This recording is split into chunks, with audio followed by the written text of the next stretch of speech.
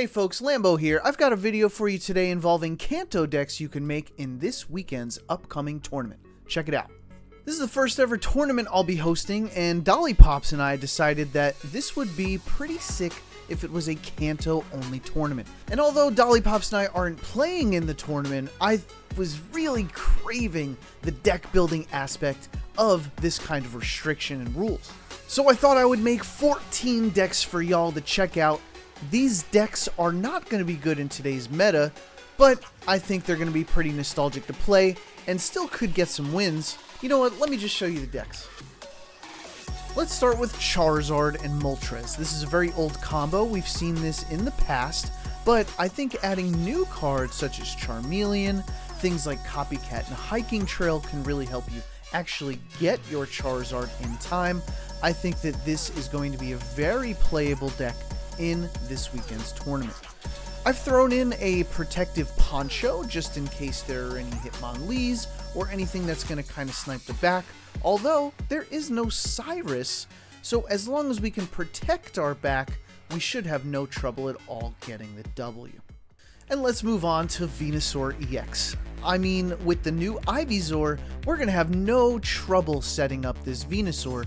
And then I thought we just need a bunch of cards to help keep it alive. Things like Erica, we can't use Lily, we've got Heavy Helmet, Lucky Ice Pop, and even the Quick Grow just to make sure we get that Venusaur by our third turn. And just one Pokeball because, well, we've only got two basics. I think this deck might actually show a lot of promise, but can it actually take down Charizard? Unfortunately, even with Heavy Helmet, Charizard still hits for 220. That is going to take down our Venusaur. Question is, which one will actually get the victory first? If we're going to make Charizard and Venusaur, we can't leave the other homie out. Blastoise EX was a very popular card. We've seen this played with Starmie before, but I thought let's just focus on the Blastoise. It does only require 2 energy to get its first attack off, and it benefits from things like Heavy Helmet, and we'll keep that alive with Lucky Ice Pop. I think that throwing 2 Misties in here is really going to generate enough energy where Blastoise is going to be a force of destruction. Things like Copycat and Hiking Trail are going to help us draw those cards, and of course Sabrina, since we can't play with Cyrus.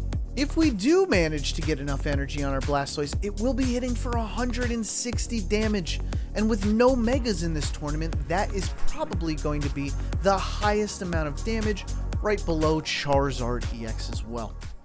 Since we're getting nostalgic with Kanto, I really wanted to make a Lieutenant Surge deck. And Lieutenant Surge is an old card that's going to toss energy between cards like Electrode and Raichu, so I thought I'd make those two in one deck, alongside new cards like Sightseer and Training Area and Electrical Cord. I think that this could be a very viable deck in this weekend's tournament.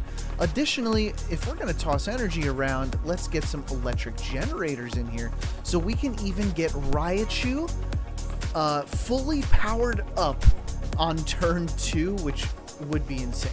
And then if that Raichu hits for 150 with Training Area, this could be a pretty insane combo early on. And here's another electric deck. Now, what's special about this deck is we are bringing back Pikachu and Zapdos EX, but I also wanted to make this more of a bench sniping deck, because with bench sniping, we don't have Cyrus to benefit. I thought maybe we can just go for the kills. Things like Charmander and anything that we might want to protect on the bench in this tournament, this deck truly goes right after them, using a new Magneton, the single energy Spark Magneton, along with Clement's backpacks. We've also thrown a Clement in here to thin the deck, and I tossed in an Electabuzz. I mean, we need more Pokemon anyway for the Pikachus. Might as well throw another bench sniper in here as well. And let's play with some new electric cards, things like Electric Generator, Electrical Cord, to throw some energy around. And just to make sure we draw everything in our deck, I've added Copycat and Hiking Trail. I think this deck has a large chance of taking your opponent by surprise. There might not be a lot of ponchos in this tournament since Cyrus is not available. Alright, moving on to another classic. This is a Dragonite deck. We are going all in on Dragonite here because we've got this new Dragonair card that's going to help ramp us up. The problem with Dragonair is it is going to be pretty vulnerable, so I thought I would load this deck up with Repels and Sabrinas.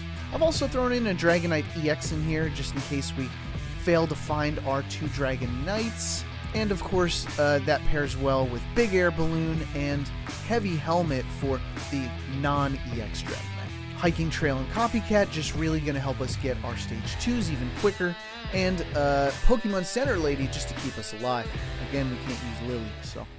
People, we can't forget about the old fighting decks we used to play. Things like Marowak and Aerodactyl used to take the old meta by force. Now they're coming on back and we can use things like Hiking Trail to get our fossils, Copycats, PCL, and Hiker. These cards I think would be a lot of fun to play. This Aerodactyl is going to prevent your opponent from evolving some cards in the active spot. And Marowak is going to hit for up to 160 damage. If you want even more damage, you could throw in a training area because we've got 2 stage 1 Pokemons in this deck as well. And let's ride the fine Kanto line with the number 151 Pokemon. This deck goes full Mew with 2 of the new Miraculous Memory Mews and 2 Mew EXs. This is probably the scariest thing for Charizard to go up against in this weekend's tournament. Since this requires a lot of energy, I figured Budding Expeditioner is going to be helpful, and Starting Plains just to give everything health along with our giant capes. I've tossed in things like Red and Team Rocket Grunt because we just had a lot of extra space, and those are some fun old cards that you can use in a Kanto tournament. Let's top it off with a Lucky Ice Pop just to keep everything pretty healthy. You didn't think I would leave out Gengar EX, did you? Actually, this is an entirely Gengar deck. We've got the Bother Gengar, which is going to prevent our opponent from playing any trainers, and we've got the Gengar EX, which ability is going to prevent them from playing any trainers. So I figured if we're going to have 4 Gengars, let's also go with some Rescue Scarfs. Rescue Scarfs hopefully will buy you some time and protect those Ghastlies. Well, what I mean is bring them back so you can have another Gengar getting set up on the bench. We've got plenty of room here for things like Mystical Slab. I definitely want a Copycat and a Hiking Trail in order to get all of those cards in the right order. And let's toss in a Sabrina to win you the game. Feel free to sub some things out like Mystical Slab if you really want a Lucky Ice Pop, or if you don't want to go with Rescue Scarfs, you could throw in 2 more Pokemon here.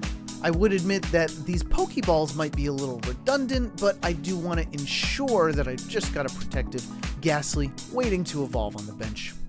Here's another one that could be quite devastating, especially if we start with Hitmonchan EX. Hitmonchan hopefully will be in the front. Just to make sure that's possible, we've got 2 X-Beats in this deck, and what will we be retreating out is if we start with Machop. We want Machop in the back so we can then evolve it into a Machamp, and Machamp will be our closer, our finisher, hitting for 120 damage and having 180 health. This is an old force that is certainly countered in today's meta, but for a Kanto tournament, I say we bring him back.